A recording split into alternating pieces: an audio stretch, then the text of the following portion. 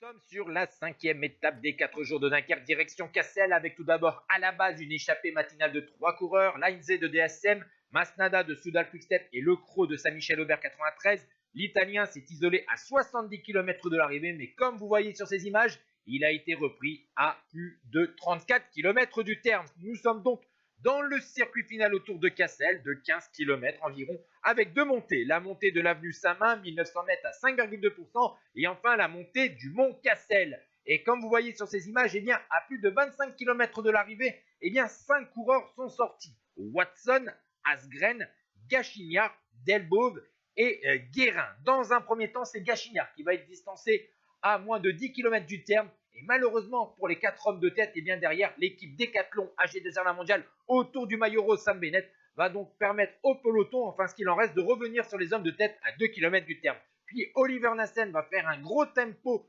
dans le dernier kilomètre pour son sprinter Sam Bennett qui va lancer de loin son sprint alors que nous sommes dans les rues de Cassel. Le maillot rose voit derrière Yeno Berkmos de la Lotto Destiny, vainqueur d'une étape de la semaine Coppi Bartali, et Paul Penouet. Mais ces deux coureurs ne reviendront donc pas sur l'Irlandais, qui signe donc un nouveau succès sur ces 4 jours de Dunkerque, devant Paul Penouet, Yeno Berkmos et Lucas Van Boven. Et au classement général, Sam Bennett a 28 secondes d'avance avant la dernière étape sur Paul Penouet. Ciao tout le monde.